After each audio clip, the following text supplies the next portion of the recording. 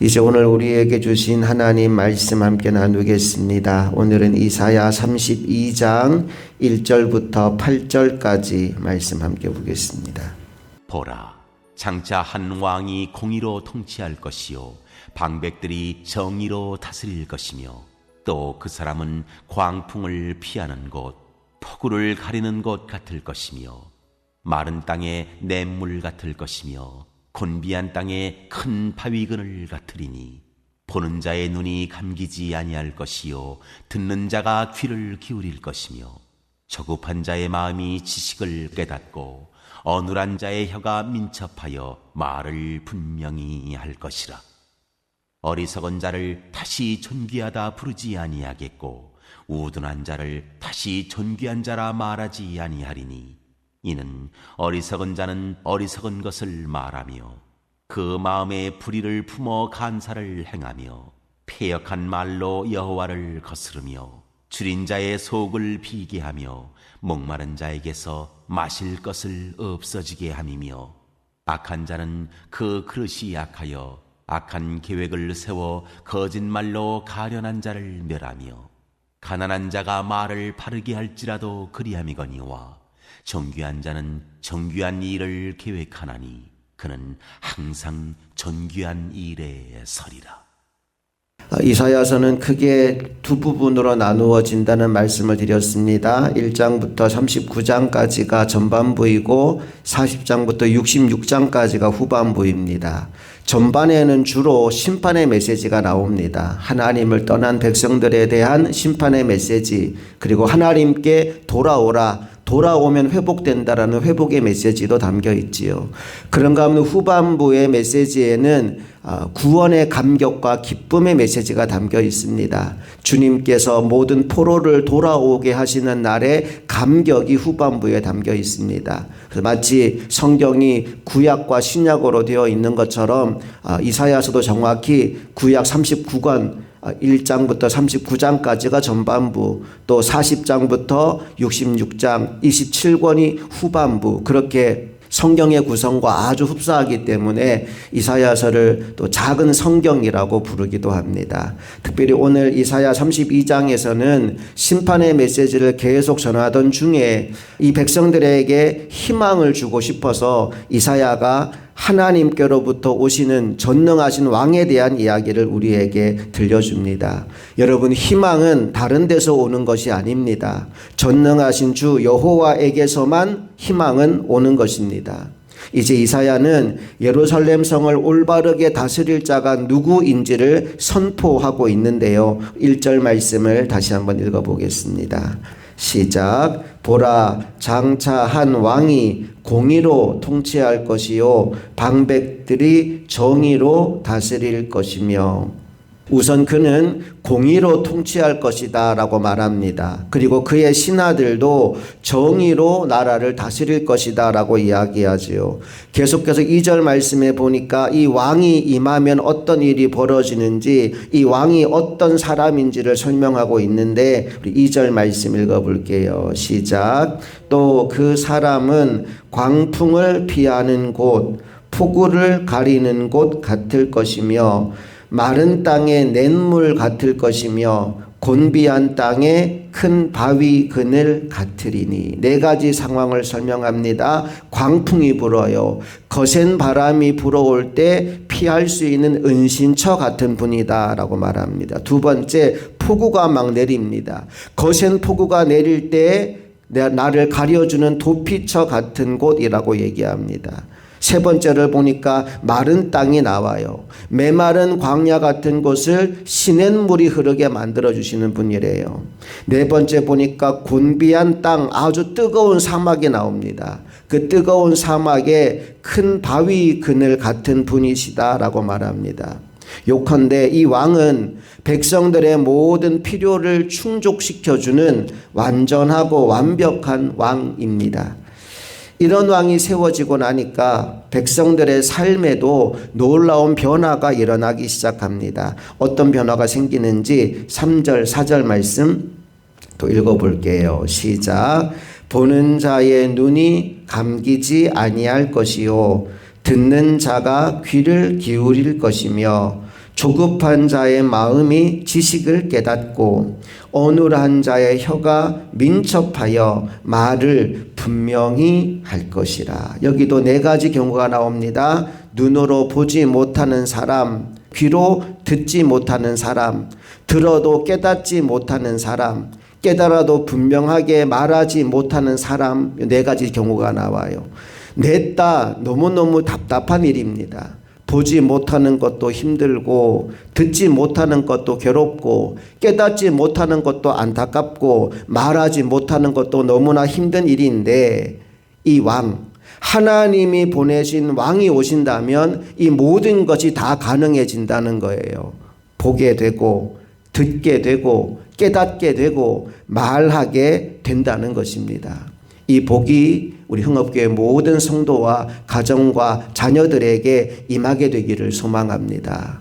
주님께서 다스리는 왕이 내게 오시니 전에 보지 못했던 것들이 보이고 전에 듣지 못했던 것을 듣게 되고 전에는 도무지 깨달음이 없었는데 깨닫게 되고, 그래서 깨닫게 된 바를 담대하게 입술로 선포할 수 있는 믿음의 증인들이 다 될 수 있기를 간절히 소망합니다.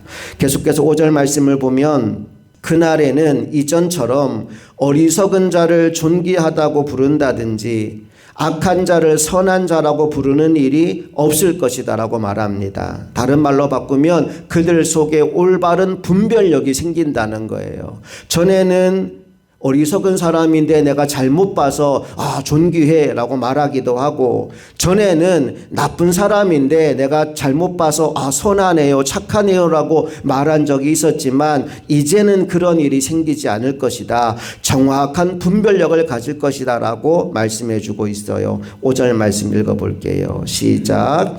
어리석은 자를 다시 존귀하다 부르지 아니하겠고 우둔한 자를 다시 존귀한 자라 말하지 아니하리니. 정확하게 분별하게 된다는 거죠. 여러분, 이게 어떻게 가능할까요? 그날에는, 주님께서 다스리는 그날이 오면 감추어졌던 것들이 모두 다 드러나게 되기 때문입니다. 그래서 어리석은 자는 그 어리석음이 드러나게 되고 악한 자는 그 악한 것들이 다 드러나게 되고 존귀한 자들은 그 존귀함이 드러나기 때문에 분별력이 선명하게 생길 수 있다라는 거죠. 6절부터 8절까지가 그 이야기를 들려줍니다. 함께 읽어볼게요. 이는 어리석은 자는 어리석은 것을 말하며 그 마음에 불의를 품어 간사를 행하며 패역한 말로 여호와를 거스르며 줄인 자의 속을 비게 하며 목마른 자에게서 마실 것을 없어지게 함이며, 악한 자는 그 그릇이 악하여 악한 계획을 세워 거짓말로 가련한 자를 멸하며 가난한 자가 말을 바르게 할지라도 그리함이거니와, 존귀한 자는 존귀한 일을 계획하나니 그는 항상 존귀한 일에 서리라. 아멘. 6절에서는 어리석은 자는 어리석음을 행할 것이다. 7절에서는 악한 자는 악한 일을 할 것이다. 8절에서는 존귀한 자는 존귀한 일을 할 것이다. 그래서 그가 어떤 사람인지가 밝히 드러나게 될 것이다 라는 이야기로 오늘 말씀이 마무리됩니다. 제가 좋아하는 말 가운데 하나가 부분을 보면 오해하고 전체를 보면 이해한다라는 말입니다. 한번 따라해 볼까요? 부분을 보면 오해하고 전체를 보면 이해한다. 전에도 그 말씀 한번 드린 것 같은데, 성공하는 사람들의 7가지 습관인가 그 책에 보면 그런 예화가 하나 나와요. 지하철 한 칸에 어린 아이와 아빠가 탔는데 개구장이 아이입니다. 객실 안을 막 뛰어다니고 사람들을 너무너무 힘들게 만들어요. 보다 못한 한 노신사가 그 아빠를 꾸짖습니다. 아이가 막 개구장이 천방지축 뛰어다니는데 그 아빠는 그냥 자리에 앉아가지고 아무것도 조치를 취하지 않고 있는 겁니다. 얼마나 답답하고 화가 났는지 당신 뭐 하냐고, 아들 저 지금 사람들 괴롭게 하는 거 안 보이냐고 그 아빠를 나무랬어요. 그때 이 아이 아빠가 깜짝 놀라면서 정신을 바짝 차리고는 아이고 죄송합니다 그러고 아이를 데리고 오는 겁니다. 거기에 대고 노신사가 물어요. 아니 왜 젊은 사람이 정신을 놓고 있냐고. 그랬더니 하는 말이 사실은 이 아이 엄마가 사고로 세상을 떠나게 되었다고, 그 아이 엄마 장례식을 치르고 지금 돌아오는 중이라고 얘기하는 거지요. 그 말을 듣고는 그 객실 안에 있던 사람들이 다 숙연해지는 겁니다. 조금 전까지만 해도 객실로 뛰어다니는 그 아이가 너무 미웠거든요. 그 아이를 내버려 두는 아빠가 너무 무능해 보였거든요. 그런데 전체 얘기를 다 듣고 나니까 그 아이가 안타까운 거예요. 엄마 잃어버리고도 엄마 잃은지도 모르고 천방지축 뛰어다니는 그 아이가 불쌍해 보이고, 이제 그 아이를 혼자 키워야 될 그 젊은 아빠를 보니까 안타까운 마음이 들고, 거기에 있는 모든 사람들이 그 아빠와 아이를 다른 눈으로 보게 되었다는 이야기가 그 책에 나옵니다. 무엇을 얘기해 주고 싶은 거냐 하면, 부분만 보게 되면 오해하고, 오해하면 미움이 생긴다는 거예요. 그런데 전체를 다 알고 나니까 이해가 되고, 이해하면 사랑할 수 있게 된다는 겁니다. 나는 저와 여러분이 부분만 보고 오해하는 사람이 아니라 전체를 보고 이해하는 사람들 되시기를 축복합니다. 자, 그런데 전체를 보고 이해하기 위해서는 반드시 해야 되는 일이 있어요. 오래 참고 기다려줘야 됩니다. 시간이 필요해요. 전체를 보고 이해하는 데는 시간이 필요합니다. 그래서 오래 참고 기다려야 됩니다. 우리가 잘 아는 고린도전서 13장은 사랑장입니다. 우리 한번 찾아볼까요? 먼저 1절부터 3절까지 내용을 보면, 무슨 일을 하든지 사랑이 없으면 아무 소용이 없다라는 얘기가 나옵니다. 사람의 방언과 천사의 말을 할지라도 사랑이 없으면 소리나는 꾸리와 울리는 꽹과리가 되고, 예언하는 능력이 있어도 또 모든 지식을 알아도 산을 옮길 만한 믿음이 있어도 사랑이 없으면 내가 아무것도 아니고, 내가 모든 것으로 구제하고 내 몸을 불쌍하게 내줄지라도 사랑이 없으면 아무 유익이 없다. 무엇을 하든지 간에 사랑이 없으면 안 된다라는 얘기를 먼저 합니다. 그리고 4절부터 8절까지 사랑의 속성, 사랑의 특징을 이야기하는데, 사랑은 무엇이다 라는 문장이 여기 가득히 들어 있습니다. 사랑은 오래 참는 것이다. 사랑은 온유한 것이다. 사랑은 시기하지 않는 것이다. 사랑은 자랑하지 않는 것이다. 사랑은 교만하지 않은 것이다. 등등등 그런 얘기를 하죠. 그리고 9절부터 12절에 보면 부분과 전체에 대한 이야기를 합니다. 지금은 부분적으로 알지만 주님의 날이 오면 온전히 알게 될 것이다 라고 얘기합니다. 그리고 마지막에 13절의 결론으로 그런즉 믿음, 소망, 사랑 이 세 가지는 항상 있을 것인데 그 중에 제일은 사랑이다로 끝납니다. 저는 처음에 이 고린도전서 13장 말씀을 보면서 문득 그런 생각이 들었어요. 여기에서 9절부터 12절이 빠지면 훨씬 더 좋지 않을까. 왜냐하면 굉장히 생뚱맞은 이야기가 나오는 거거든요. 보세요. 처음에 사랑이 없으면 아무 소용 없습니다. 사랑은 이런 겁니다. 그러니까 사랑이 제일입니다. 이게 매끄럽지 않나요? 그러니까 말하자면 8절 말씀에서 13절로 이어지면 훨씬 더 자연스러워 보여요. 사랑은 언제까지나 떨어지지 아니하되 예언도 패하고 방언도 그치고 지식도 패하리라. 그런즉 믿음, 소망, 사랑 이 세 가지는 항상 있을 것인데 그 중에 제일은 사랑이라로 끝나면 훨씬 더 문맥상 어울릴 것 같아요. 그런데 이상하게도 사랑에 대한 이야기를 쭉 해나가면서 사랑 없으면 아무 소용 없어요. 사랑은 이런 거예요. 사랑이 제일이에요. 라고 하면서 그 중간에 갑자기 부분과 전체에 관한 이야기를 왜 굳이 집어넣었을까라는 생각을 했던 적이 있어요. 자, 한번 그 부분만 우리 읽어볼게요. 9절부터 12절까지 같이 읽어봅니다. 시작. 우리는 부분적으로 알고 부분적으로 예언하니 온전한 것이 올 때에는 부분적으로 하던 것이 패하리라.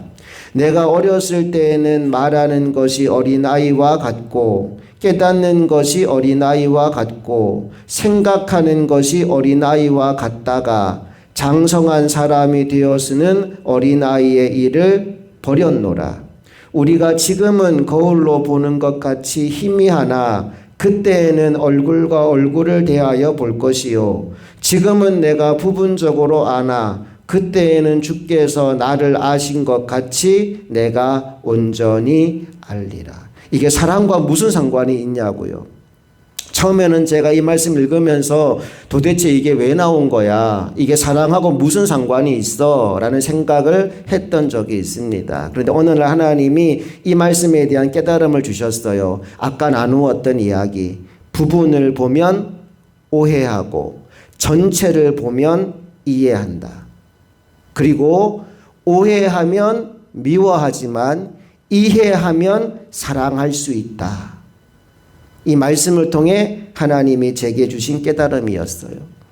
여러분, 주님의 날, 주님이 보내시는 왕이 오시는 그날에는 모든 것을 밝히 보게 된대요. 전에는 보는 눈이 없어서 제대로 못 봤는데, 전에는 듣는 귀가 없어 제대로 못 들었는데, 전에는 깨달음이 없어 제대로 못 깨달았는데, 전에는 입술이 있어도 제대로 말씀을 선포하지 못했는데, 평화의 왕이 오시니 정확히 보고 정확히 듣고 정확히 깨닫고 정확한 말을 내 입술로 선포하게 되는 겁니다. 모든 것을 이해하고 전하는 말이기 때문에 그 말 속에 애정이 담기고 사랑이 담기고 그 말이 흘러가는 곳마다 평화와 회복의 역사가 일어나게 되는 겁니다. 주님이 우리에게 그날을 선물로 주고 싶어 하십니다. 그러므로 나는 저와 여러분이 이 사랑의 사람들이 다 되기를 원합니다. 부분을 보고 오해하는 사람이 아니라 전체를 보고 이해하는 사람, 이해하기 때문에 전심으로 사랑하는 사람들이 될 수 있기를 간절히 원합니다. 자, 그런데 전체를 보려면 뭐 해야 된다고요? 오래 참아야 돼요. 온유해야 돼요. 무슨 말이냐 하면 앞부분에 나오는 사랑의 속성이 왜 필요하냐? 전체를 보기 위해 필요한 겁니다. 앞부분 다시 돌아가 볼까요? 4절부터 보십시오. 사랑은 어떻게 하는 거다? 오래 참고. 왜 오래 참아야 돼요? 부분을 보고 오해하지 않으려고요. 또 사랑은 어떤 거예요? 온유한. 왜 온유해야 됩니까? 부분을 보고 오해하지 않으려고요. 전체를 보려고요. 뒤에 나오는 얘기들 다 마찬가지예요. 오래 참아야 되는 이유, 온유해야 되는 이유, 시기하면 안 되는 이유, 자랑하면 안 되는 이유, 교만하면 안 되는 이유. 그러면 우리가 부분을 보고 오해하고 관계가 틀어지거든요. 그런데 누구를 보든지 시기 질투하는 것이 아니라 그래 전체를 한번 보자. 그 사람 연약한 부분을 보고 교만해지는 것이 아니라 그래 전체를 한번 보자. 그 마음으로 인내하고 오래 참고 기다리다 보면 심지어 7절에는 뭐라고 말하느냐? 모든 것을 참으며 모든 것을 믿으며 모든 것을 바라며 모든 것을 견디는 게 사랑이래요. 그러다 보면 지금은 부분적으로 보아서 오해하고 마음이 상했는데 주님의 날이 오니까 전체가 보이게 되고 이해하게 되고 그러면 진짜 사랑을 하게 되더라는 겁니다.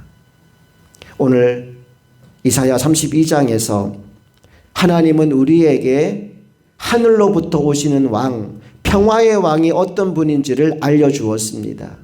그분은 우리의 피난처가 되시고 요새가 되시고 반석이 되시는 분이신데 그분 안에 들어가는 순간 어두웠던 모든 것들이 다 밝아지고 선명하게 깨닫게 되고 모든 것을 이해하게 되고 그때에는 비로소 진정한 사랑을 할 수 있는 사람이 될 수 있다라고 말씀하셨습니다.